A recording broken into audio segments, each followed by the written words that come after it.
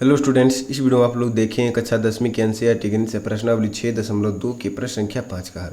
प्रश्न संख्या 5 में कहता है आकृति में DE समानांतर OQ और DF समानांतर OR है, दर्शाइए कि EF समानांतर QR है।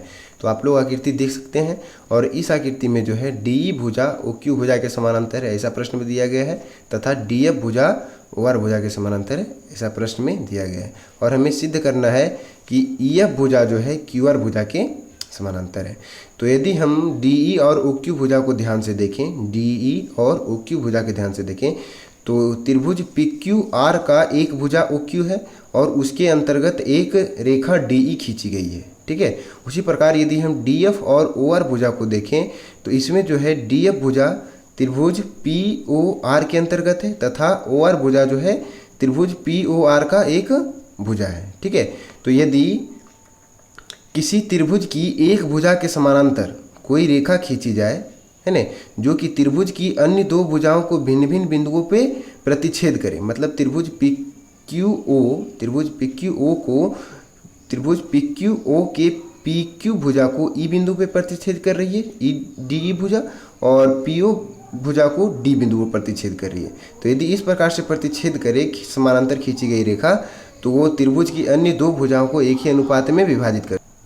ये कथन जो है आधारभूत समानुपातिकता प्रमेय का है, यानी कि थेल्स प्रमेय का है।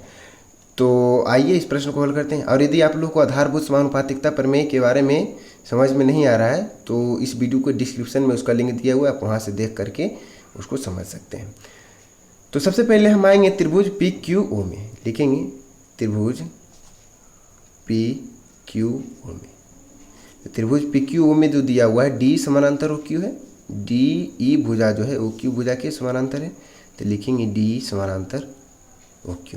तो जब समानांतर भुजा है तो भुजाएं क्या होगी, अनुपाती होगी, खींची हुई जो बराबर अनुपात में बांट दिया आधारभूत समानुपातिकता प्रमेय से। तो हम लिख सकते हैं त्रिभुज PQO में D समानांतर OQ है, इसलिए PE बटे EQ बराबर हो जाएगा PD बटे DO। ठीक है, आधारभूत समानुपातिकता प्रमेय से ऐसा लिख देंगे हम। अब इसे समीकरण 1 बना दीजिए। ठीक है, अब आ जाएंगे त्रिभुज POR में, तो लिखते हैं त्रिभुज POR में। त्रिभुज POR में क्या है, OR भुजा जो है DF भुजा के समानांतर है, यहाँ दिया हुआ DF समानांतर OR, तो लिखेंगे यहाँ दिया हुआ है DF समानांतर OR, इसलिए इनकी भी भुजाएं अनुपातिक हो जाएगी, मतलब PD बटे DO बराबर PF बटे FR, PD बटे DO और बराबर PF बटे FR। ठीक है, उसी प्रकार थेल्स प्रमेय से, यानी कि आधारभूत समानुपातिकता प्रमेय से ऐसा लिख सकते हैं हम।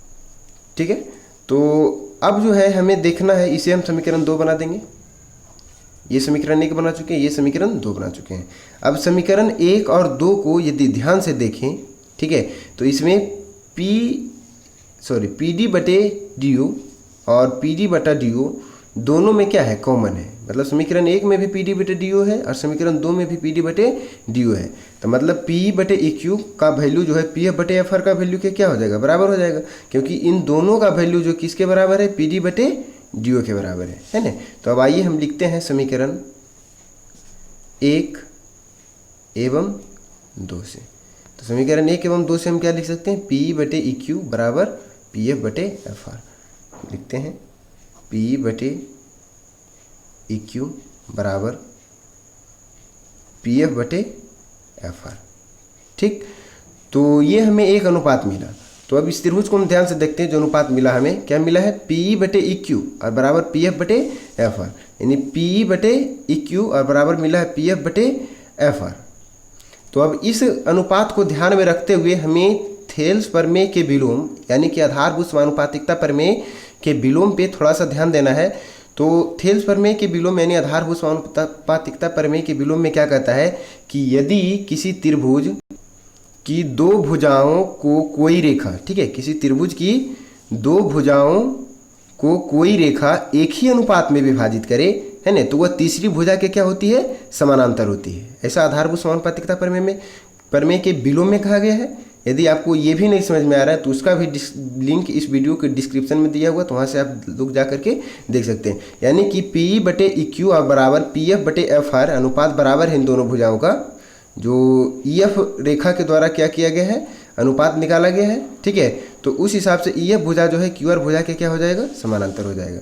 तो ये दिया हुआ है, तो अब हम लिखेंगे, आ जाएंगे अब त्रिभुज पी क्यू आर में, त्रिभुज पी क्यू आर में क्या आया है, अनुपात पी ई बटे ई क्यू बराबर पी एफ बटे एफ आर।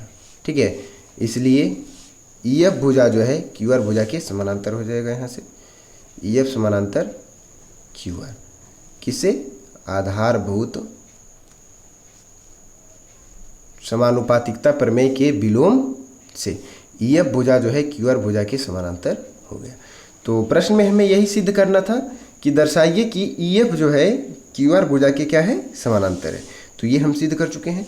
तो आशा करते हैं कि आप लोग प्रश्न संख्या 5 को ठीक तरीके से समझे होंगे, और यदि वीडियो पसंद आया तो वीडियो को लाइक अवश्य कीजिए और अपने दोस्तों के साथ भी शेयर अवश्य कीजिए। मिलते हैं इसके अगले वीडियो में, तब तक आप हमारे चैनल पर बने रहें। धन्यवाद।